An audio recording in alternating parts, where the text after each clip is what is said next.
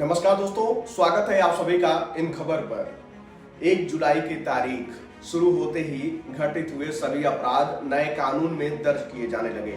1 जुलाई से यानी कि देश में आईपीसी, सीआरपीसी और भारतीय साक्ष्य अधिनियम की जगह 3 नए कानून भारतीय न्याय संहिता, भारतीय नागरिक सुरक्षा संहिता और भारतीय साक्ष्य अधिनियम लागू हो गए। 1 जुलाई से ये लागू हो रहे आपराधिक प्रक्रिया तय करने वाले 3 नए कानूनों में त्वरित न्याय सुनिश्चित करने के लिए एफआईआर से लेकर फैसले तक को समय सीमा में बांधा गया है। आपराधिक ट्रायल को गति देने के लिए नए कानून में 35 जगह टाइमलाइन जोड़ी गई है। शिकायत मिलने पर एफआईआर दर्ज करने, जांच पूरी करने, अदालत के संज्ञान लेने, दस्तावेज दाखिल करने और ट्रायल पूरा होने के बाद फैसला सुनाने तक की समय सीमा तय है। साथ ही आधुनिक तकनीक का भरपूर इस्तेमाल और इलेक्ट्रॉनिक साक्ष्यों का कानून का हिस्सा बनाने से मुकदमों के जल्दी निपटारे का रास्ता आसान हुआ है। शिकायत, संबंध और गवाही की प्रक्रिया में इलेक्ट्रॉनिक माध्यमों के इस्तेमाल से न्याय की रफ्तार तेज होगी।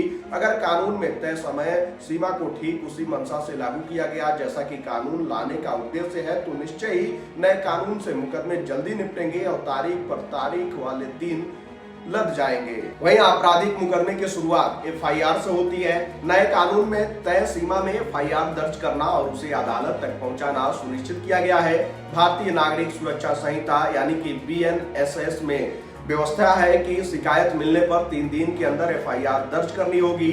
3 से 7 साल की सजा के केस में 14 दिन के प्रारंभिक जांच पूरी करके एफआईआर दर्ज कराई जाएगी। 24 घंटे में तलाशी रिपोर्ट के बाद उसे न्यायालय के सामने रख दिया जाएगा।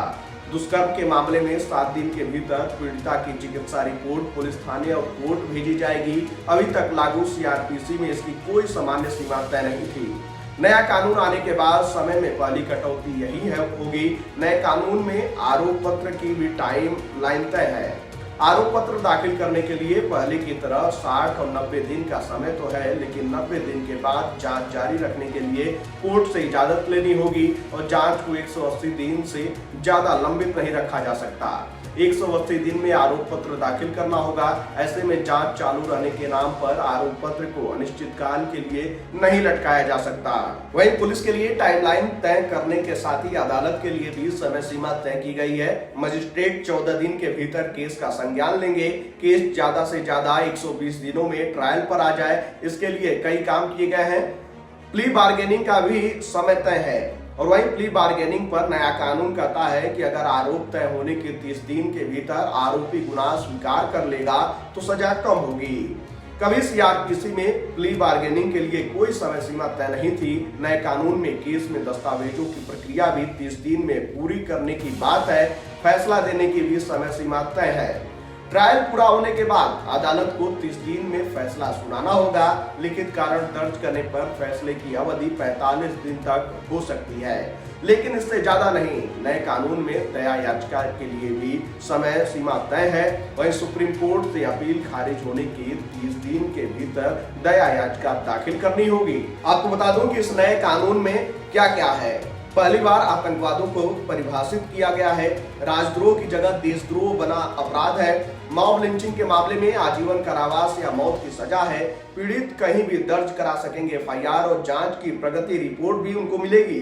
राज्य को एक तरफा केस वापस लेने का अधिकार नहीं, पीड़ित का पक्ष सुना जाएगा। तकनीक के इस्तेमाल पर जोर और FIR, case diary, chargesheet, judgement सभी होंगे डिजिटल और तलाशी और जब्ती में ऑडियो वीडियो रिकॉर्डिंग भी अनिवार्य है। गवाहों के लिए ऑडियो वीडियो से बयान रिकॉर्ड कराने का विकल्प है। 7 साल या उससे अधिक सजा के अपराध में फॉरेंसिक विशेषज्ञ के द्वारा सबूत जुटाना भी अनिवार्य है। छोटे मोटे अपराधों में जल्द निपटारे के लिए समरी ट्रायल का प्राविधान भी किया गया है। पहली बार के अपराधी के ट्रायल के दौरान 1/3 सजा काटने पर जमानत मिलेगी।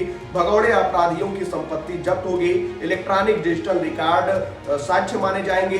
भगौड़े अपराधियों की अनुपस्थिति में भी मुकदमा चलेगा। आपको बता दूं कि कौन सा कानून इनकी जगह लेगा। इंडियन पिनल कोड आईपीसी यानी कि 1860 की जगह लागू हो रहा है भारतीय न्याय संहिता 2023। क्रिमिनल प्रोसीजर कोड सीआरपीसी 1973 की जगह लागू हो रहा है भारतीय नागरिक सुरक्षा संहिता 2023। इंडियन एविडेंस एक्ट 1872 की जगह लागू हो रहा है भारतीय साक्ष्य अधिनियम 2023। खैर, इस नए कानून पर आपकी क्या राय है? आप अपनी राय कमेंट बॉक्स में हमें जरूर बताइएगा।